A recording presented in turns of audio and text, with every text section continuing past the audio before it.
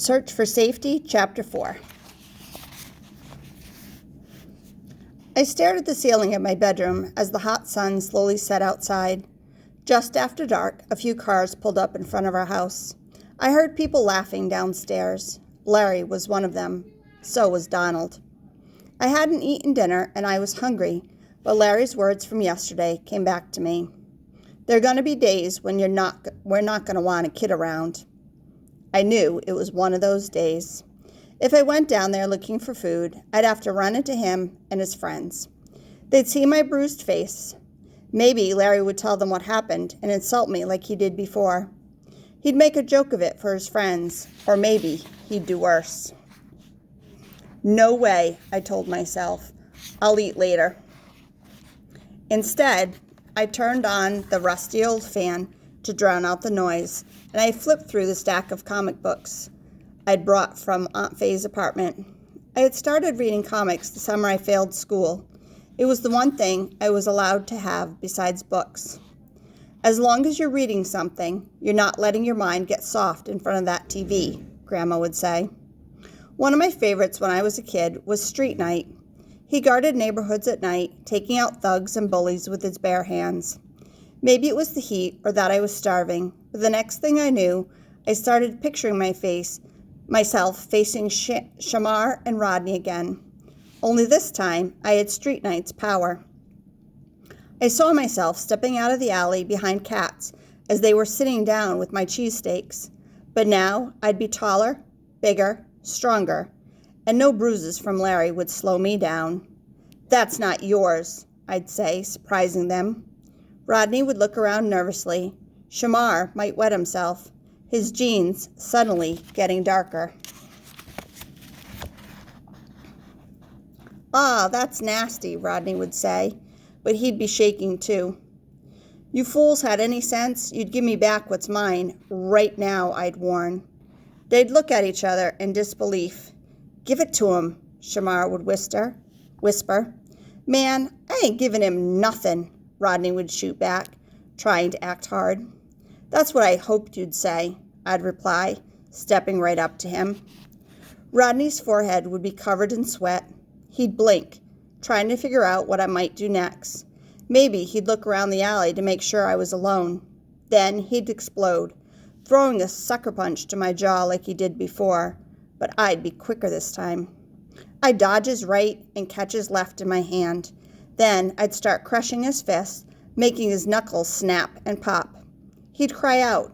I'd stare at him for a few seconds, letting the lesson sink in. "Next time, don't take what's not yours," I'd say, letting go. "Now give me my sandwiches and my change."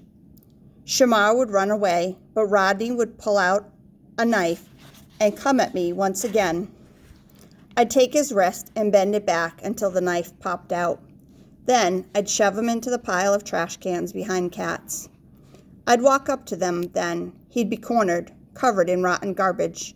"I'm sorry," he'd blurt out then, his hands shaking in fear. "Here, take it," he'd say, giving me my sandwiches were still hot, and my change. "You sure are sorry," I'd say without even looking at him again. The neighborhood would be safe again after that. Maybe Larry would hear the news and leave before I came for him. Whoosh! An ambulance screamed by on Union Street right outside my window, shattering my thoughts and filling my room with angry red lights. It was 11 o'clock at night. I was still hungry. Larry was still downstairs, and Shamar and Rodney were still out there somewhere. The world wasn't safe.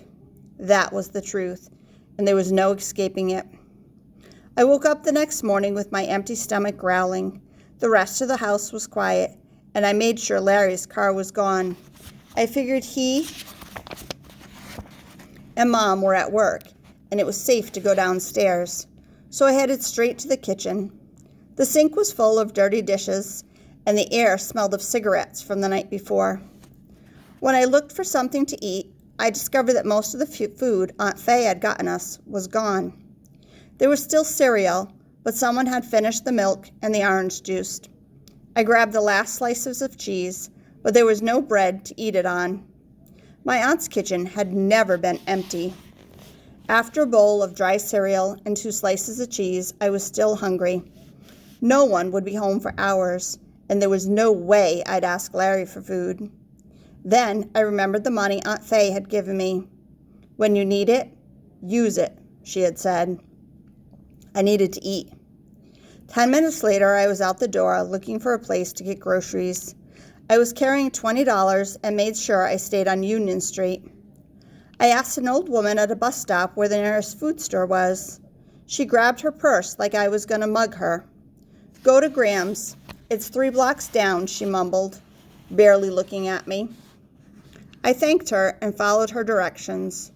Graham's was right where she said it was. It had an old-fashioned sign and looked like it had been on the block forever. A heavy-set woman about Faye's age was leaving as I walked in. She carried a gallon of milk she'd bought. You stay safe now, Graham.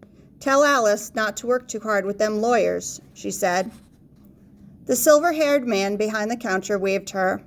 As soon as he spotted me, he crossed his arms and watched me through his thick glasses. His eyes focused right on my bruised face. I knew what he was thinking. No, I'm not going to steal anything, I wanted to tell him. I picked up a big jar of peanut butter, carried it to the counter, and put it in front of him. Can I just put the stuff that I want to buy here? I asked. That'll be fine, he said, studying me.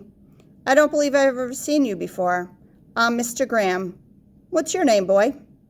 Ben, I said, grabbing a loaf of bread and a jar of jelly. I just moved here a few days ago. He watched as I went back and picked up a large box of cereal and a carton of powdered milk. I piled everything on the counter and pulled out Aunt Faye's money. Where you living, Ben? He asked as he rang up my food. 3 blocks up on Union, I said. He nodded and looked up from the register. His face was lined with wrinkles, but his eyes were bright and clear. So, you going to Blueford then? Yeah, starting my sophomore year there next week, I said, handing him the $20 bill. Well, you'll be in a good school, that's for sure, Ben. I got some old friends over there. Some of them have been customers since before you were born, he said with a chuckle, putting my stuff in a paper bag and handing me my change. Lord knows I've seen a lot of kids come and go through here. I pocketed the money, grabbed my bag, and headed toward the door when I heard Mr. Graham grunt behind me.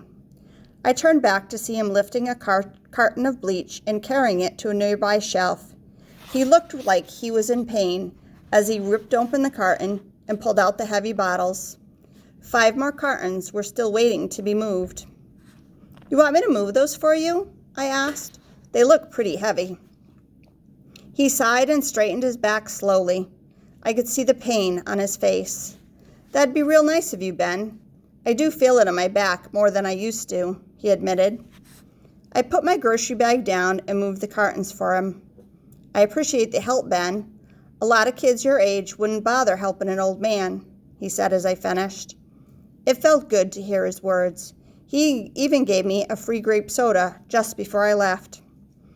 I was carrying my food home, wondering how long Aunt Faye's money would last, when I had an idea hit me.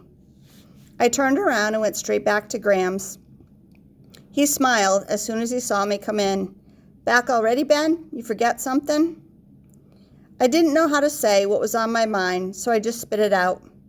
Mr. Graham, could you use some help around here? He gave me a long, thoughtful look. Now, I appreciate your help earlier, Ben, but we just met. I don't even know you. I could tell him that I was scared about not having enough food at home, and all I could do was keep trying. Oh, I couldn't tell him that I was scared about not having enough food at home. All I could do was keep trying. But I'm a good worker, Mr. Graham. I could help you move those big cartons. I don't know, Ben, he said, pausing. I don't like those bruises on your face. I can't have a boy here who's always getting in fights. I wasn't looking for a fight, I said. I took a walk on the wrong block yesterday, and some kid jumped me. It wasn't my fault. Mr. Graham paused and stared in my eyes for several seconds. I'm not sure what he was looking for, but I noticed his face soften slightly. You remind me of myself when I was your age. I was always looking for work, and to tell the truth, I could use a little help in the afternoon during the school year, but I can't pay you much." "That's okay," I blurted. "I just need some spending money for school." I didn't want him knowing the truth. That didn't feel right. "Tell you what, you come back after your first day at Blueford. Show up around 3 p.m. There'll be a delivery truck coming in then. We'll see how things go and take it from there." "I'll be here," I said. "Thanks, Mr. Graham." Union Street was filled with people as I headed back home. It was mid-afternoon. The air outside was so hot my t-shirt stuck to my back, and I could feel the heat of the concrete through the bottom of my shoes. 2 blocks from my house, someone had opened a fire hydrant, and a jet of water sprayed out onto the sidewalk and poured down the street. Kids of all ages were laughing and splashing in the water. Up ahead, a group of teenagers sat on the shaded step of someone's front porch, watching as I approached. I held my bag of groceries close, remembering Rodney and Shamar. "What's up, man? Where you from?" said one of the kids. He wore a black baseball cap turned backwards. His friends all looked at me. "Sup," I said, eyeing them. "I'm right up the block on Union." "What happened to your face, yo?" said another kid, the oldest one on the porch. "You look messed up." "That's rude, Royland," said a girl sitting with them. I knew Royland was showing off for the crowd. Some kids are like that, are acting harder than they really are. "Yeah, leave him alone, Royland. He ain't bothering you," said the kid with the cap. "What's your problem, Des? I'm just playing with him, that's all. Besides, what I said is true. He's messed up looking," Royland said. "Don't worry about my face. You got enough trouble with your own," I said, even though I was asking for trouble. Royland suddenly looked like someone had slapped him. "Ah, snap! That was cold," said the girl. "He just busted on you, Royland." The summer air seemed to get hotter as Royland stood up and stepped towards me. He was about my size, but before he got in my face, Des stepped in his way. "Sit down, Royland. He wasn't bothering you until you started with him." "Des, I don't care who your brother is. Get out of my face unless you want some of what's coming to him." Des looked at me and then at Royland. He wasn't sure what to do, but I could tell he was on my side. For a second, everything was quiet. Just then, a pickup truck stopped at the street next to us. "What's up, y'all?" a voice called out. Royland's eyes widened, and he walked away without a word. Whoever was driving the truck commanded respect. All the tension in the air seemed to disappear just like that. "What's up, Coop?" someone shouted. I turned and noticed the driver of the pickup looked a lot like Des, only older and bigger. He glared towards Royland and nodded at me, like he knew exactly what just happened. "Everything all right? You new around here, ain't you?" "I'm Cooper, but call me Coop. This here's Des, my brother." "Yeah, we met," I said, looking at them both. "I'm Ben. I just moved in." "Welcome to the hood, Ben," Cooper said, slapping hands with me and turning to his brother. "Des, we gotta go now. I told Tara we'd pick her up a half hour ago. You know how she gets when I'm late." "You busted, Coop," Des teased and jumped into the pickup with his brother. "Thanks, Des," I said as he closed the passenger door. "Ain't no big thing," he replied as the truck pulled away in a cloud of gray smoke. But to me, it was a big thing. For once, somebody was on my side, and no fists were flying. It was the biggest thing, I wanted to say as I moved through the heat to head to my house.